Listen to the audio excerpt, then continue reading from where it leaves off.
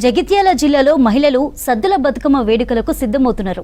బతుకమ్మలను పేర్చేందుకు కావలసిన పూల కోసం మార్కెట్కి బారులు తీరారు.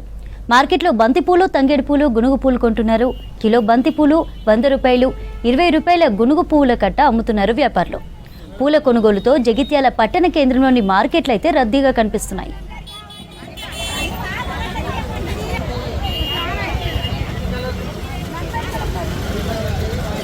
బతుకమ్మ అంటేనే పూలతోనే బతుకమ్మ వేర్చుడు ఉంటుంది.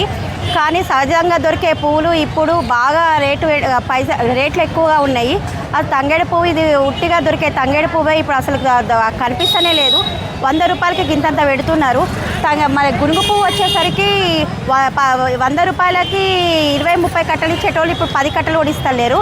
బాగా ఇప్పుడు మధ్యతరగతి వాళ్ళకి బాగా కష్టం ఉంది. బతుకమ్మ వేర్చాలంటేనే పండగ అంటేనే బతుకమ్మ పండగ మహిళకి బతుకమ్మ పండగ అంటేనే బాగా ఇష్టంగా పూజించే పండగ. పూలు బాగా అసలు బాగా కష్టంగా ఉంది. ఎక్కడ చూడండి పూలు లేవు. మళ్ళీ బాగా రేట్లు పెట్టి కొనడానికి మధ్యతరగతి వాళ్ళు మస్తు కష్టపడుతున్నారు. ఇప్పుడు 500 రూపాయలు పెడితే గిన్నె పూలు కూడా రాలేవు. బాగా ఇబ్బంది పడుతున్నారు.